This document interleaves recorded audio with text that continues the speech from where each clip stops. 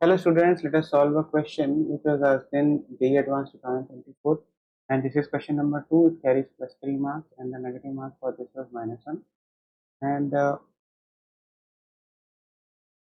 this question is single answer type. The question is: an infinitely long wire located along the z-axis carries the current I along the plus z direction. So the situation is, you have a current carrying wire, and in the current carrying wire the current is uh, going from inside the paper to coming out of the paper along the plus z direction, and it carries the current I, and it produces a magnetic field B. Obviously it will produce a magnetic field, which we know along the by using Ampere's circuital law. The magnitude of the line integral along a straight line from this point to this is given by this they are asking. So first draw this line. If you draw this particular line, the line will be in this way, and they have given to us the 2 points.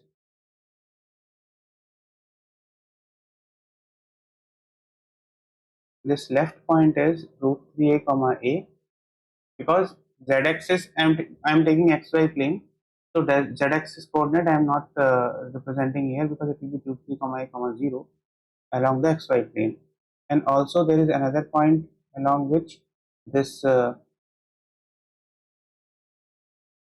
straight line is a comma a. It means what? It means this distance is root 3a and this distance will be a.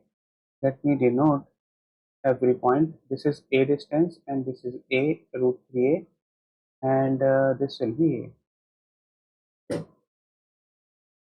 Now we have to find the line integral v dot dl along this straight line. One method is, you try to find out the magnetic field at any point, which you can by using Biot-Savart law, and then take for every element you can take the b dot dl and then integrate it from one end to the other end. That process will be somewhat lengthy because this is a very small question, so there has to be another method, which will be by using Ampere's circuital law.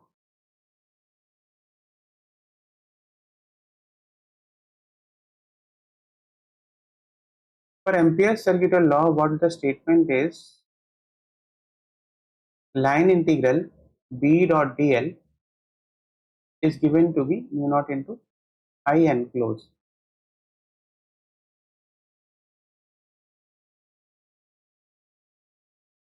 See, we have to find out the line integral b dot dl, and now if you see for this particular current, if you draw a circuit, the circular circuit that we draw, the circuit can be drawn in this way.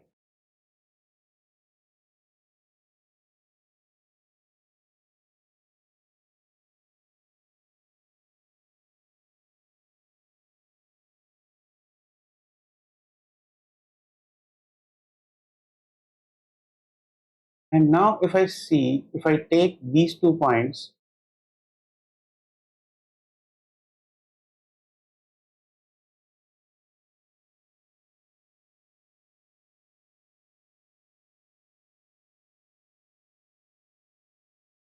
because I have to find out this line integral v dot dl along this line only, so it is also equal to say that if we find out the line integral along this region, meaning what? If we find out the line integral along this region, means this, the part of the circle, the part of the circular circuit on which I am representing this dashed portion. If we find out the flux of v dot dl along this, then not flux, line integral v dot dl along this region, then it means we have got the line integral v dot dl along this line. because enclosed region, the whatever flux we will be getting from this line will be same as the flux we are getting from this region. So what we will do here, mu naught into current passing through the whole 2 pi angle, whole this 360 degree was I. So for 2 pi the current was I. So now we have to find out this angle, because this angle, this is A by A, so this will be 45 degree, and again this is root 3 A by A, so tan theta, this angle tan theta will be equal to root 3, so theta will be equal to 60 degree. It means this theta is equal to 60 degree. So for the 2 pi angle, the current means current in inside this whole circle, in this whole circuit is I. So the current inside this particular angle, which is 45 plus 60 degree, which is 105 degree, will be what? I by 2 pi into 105, which is I by 360 degree into 105, means this is the I enclosed for this circuit. So the total line integral for this line will be the mu naught into I for this region, that the dashed yellow region that I have found. So it will be mu naught into I by 360 into 105, and so my answer should be, if they would have given me I value, I think no, I is not given to us. If we say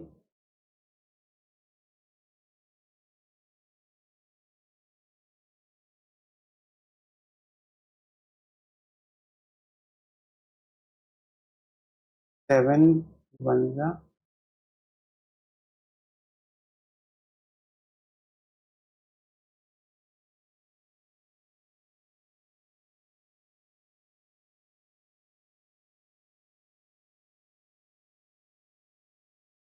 63 is a 9, 3 5 is a 15, 120,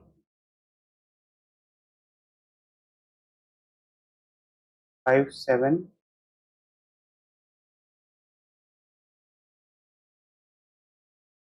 24. So we'll get 7 mu naught I by 24. This should be our value of the line integral, so the answer will be 8. This concept is somewhat similar to the already we have done in the Gauss law. If you remember, in the case of Gauss law, we have actually found the flux through the conical region in the same way. I'll draw just like this. See, in the Gauss law, we had this case, flux through the lower region we had to find, this region. They have asked us the flux to this region. Then what we used to do in that particular case, the charge was present here. So what we used to do, we used to actually draw the whole circle, means the Gaussian surface of the whole circle, and then what we used to do, uh, the surface we have drawn, and now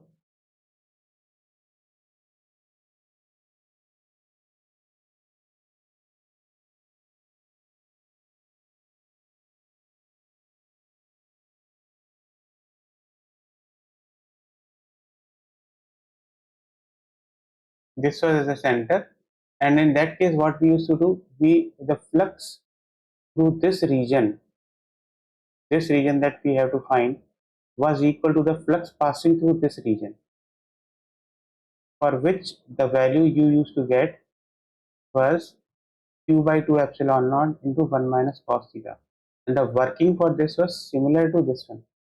Means what you used to do, you used to do what was the charge enclosed for this region only. So in the same case, they have asked Ampere's circuital law, and the same way we have solved this particular question. It was easy, but if you know this method. So I think you have understood. All the best. Thank you.